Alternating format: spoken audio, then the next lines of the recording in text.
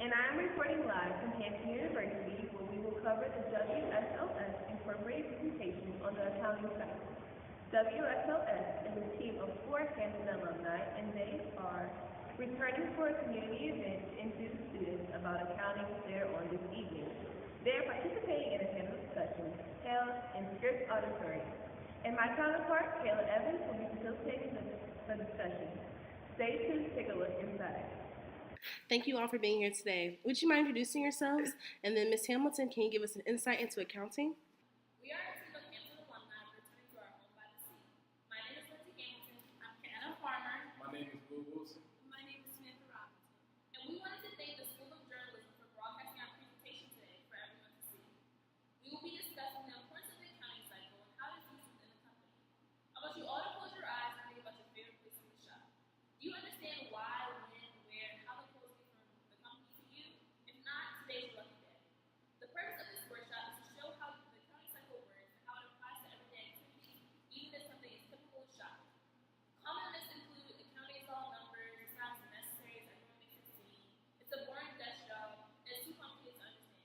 In actuality, accounting is more of an analysis subject. It's necessary regardless of concentration, occupation, or socioeconomic status. It is necessary required for a cultural field and is actually quite interesting. Accounting is a system that examines a company's business activities by relevant information using 3 very simple steps: identifying, recording, and communicating. These 3 steps deeply analyze what the company does with their money and how it factors into their general operations, and provides an opportunity for the comparison to ensure the company is using their money as they should. The next question to ask is, if we understand what accounting truly means, when we say the company, who does that entail? There are internal and external users. Internal users are primary users, typically consisting of people working inside of the group, such as managers, officers, sales staff, and controllers.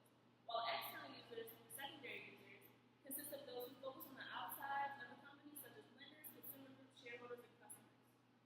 There are 2 different forms of accounting. Ms. Hamilton, are there different forms of accounting, and how does this contribute to the cycle? Accrual-based accounting is the money that you owe for a service or a good. And cash-based accounting records revenue and expenses when actual cash is being moved. Now, when we consider accounting, there's a basic accounting equation that we want to follow. Assets equals liabilities plus equity. And there are also multiple other accounts we'll be talking about in the workshop tomorrow. The accounts are classified into 5 different groups. Assets is what the company has. Liabilities are what the company is being held liable to do. Equity is dealing with the work. Revenue is what the company makes, and expenses are what the company has to pay. The statements include the balance sheet, income statement, and statement of retained earnings, which will be discussed later. Now, when you think about accounting, you have to remember that there are always rules. It's how we live in society, there are laws. And those rules are called the GAAP principles. These principles, are the ways that government transactions are made. Each individual principle separately deals with a different entity within accounting. The principles are as follows: cost principle, revenue recognition, matching, full disclosure, going concern assumption, monetary unit assumption, and time period assumption. Ms. Farmer, where do we start with this accounting cycle? Hi, so once again, I'm Kenna Farmer, and I'm going to tell you about the first 3 steps in the accounting cycle. The first step of the accounting cycle is identifying and analyzing business transactions. Now, all the transactions are going to be recorded in the accounting process. This is because only some transactions are pertaining to the actual business entity. For example, if there's an owner and the owner makes a loan and has nothing to do with the actual business, it shouldn't be recorded because it didn't affect the business money coming in or out. The transactions that are analyzed are determined by the amount that should be recorded. Here is where you prepare business documents to serve as a foundation for the recording of the transaction. The second part is recording in a journal. This is when someone actually writes down the transactions. It can either be electronic or it can be in an actual physical book. Business transactions are recorded using double entry bookkeeping system. This means that are recorded in journal entries that contain at least 2 different accounts. One's going to be debited and one's going to be credited. The reason why one's debited and one's credited is because, one, the company is either receiving or giving out a thing, or an asset, or a different account. To simplify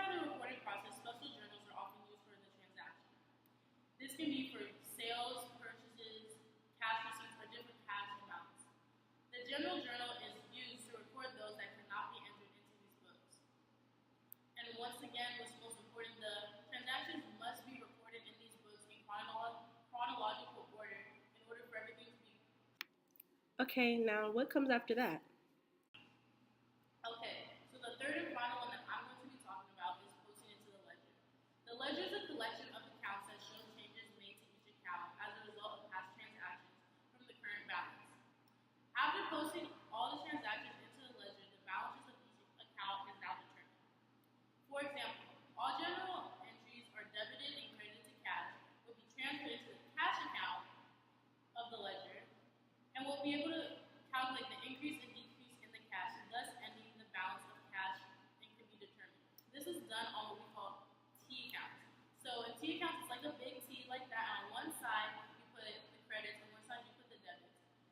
Credits are like negative amounts, and debits are like positive amounts.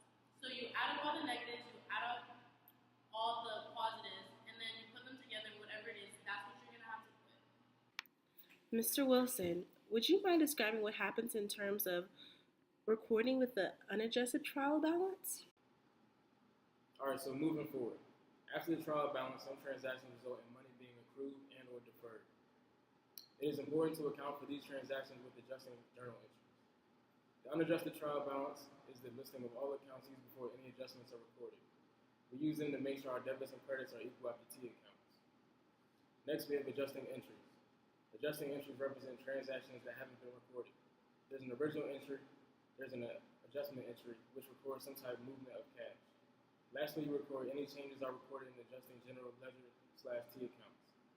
Adjusting entries also account for the depreciation of an asset. Once at that point, what do we do with these adjustments? Now that we know what adjusting entries are, it's important to know what type of entries there are. There are 4 of them, and they are accounts payable, accounts receivable, unearned revenue, and prepaid expenses. Mr. Wilson, what do you do once the adjusting entries are complete?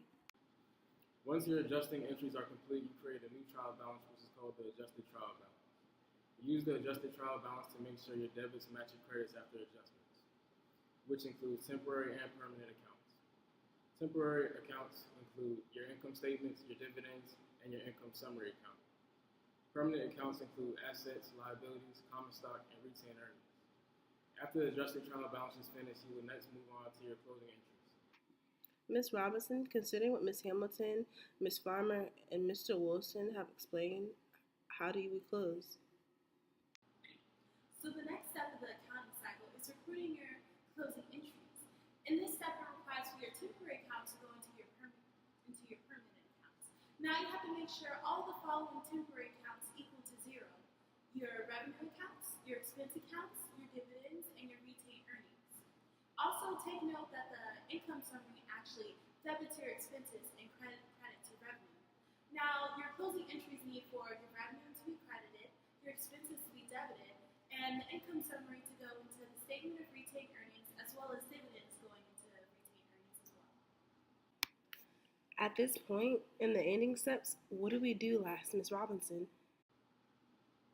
The next step in the accounting cycle is making your financial statements. So the 3 financial statements that we use is your balance sheet, your statement of retained earnings, and your income statement. So basically anything leading up to now, like your adjusting entries from your adjusted trial balance, you would account for all of that as well as your closing entries and put that into your financial statements. Now the last step of the accounting cycle is recording your post-closing trial balance.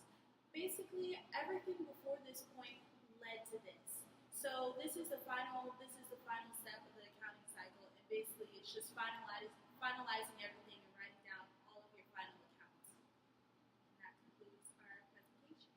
All right, guys, so thank you so much for coming out today and listening to our panel discussion. We hope to see you tomorrow, May 1st, 2017, at our workshop. Well, that's all we have for you today, folks. Thanks for tuning in. Feel free to attend the workshop hosted by WSLS on May 1st, 2017, where they will really dig deep and explain the accounting cycle. For all the kids out there, remember to come out this upcoming Monday night to learn more and be safe.